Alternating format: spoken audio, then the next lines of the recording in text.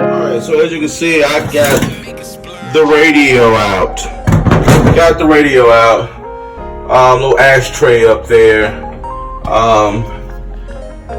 Just connected the see if you can see that, the harness for the fuse box is there. Just connecting it from the wall. I think I'm gonna try to get that thing cleaned out as much as possible, kind of shave down some of those contacts, and see if we can get that thing working without having to get a new iron harness. I think we can just get that stuff cleaned up. The radio. Hopefully we can get this thing opened up and get it cleaned out. It is rust and corrosion and all kind of good stuff in there.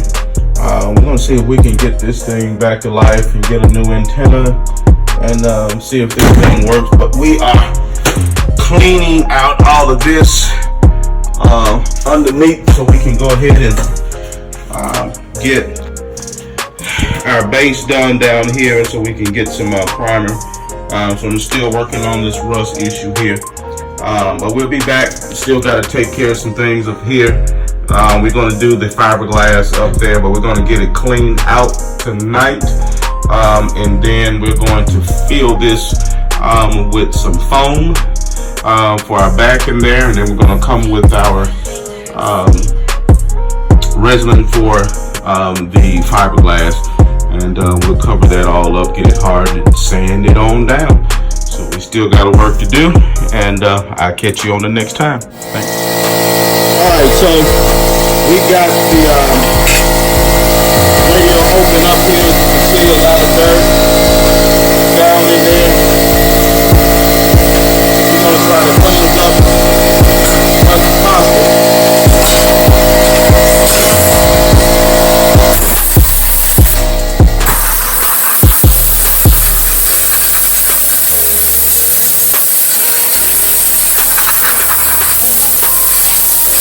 Just taking an air gun.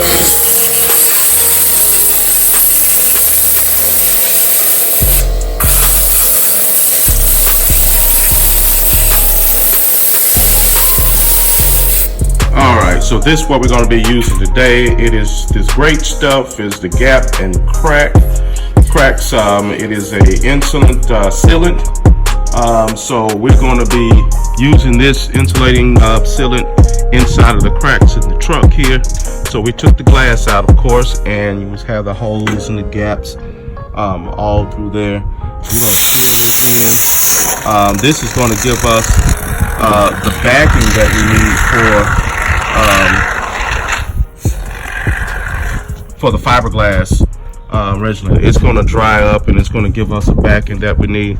Show you real quick the fiberglass resin. We're going to use that. We're going to cut the padding for it and get it all stripped and ready to go.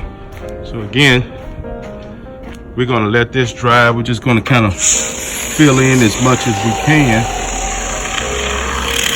It's missing a lot of space. Hopefully that'll hang tight up there and let it harden. It'll give us the backing that we need.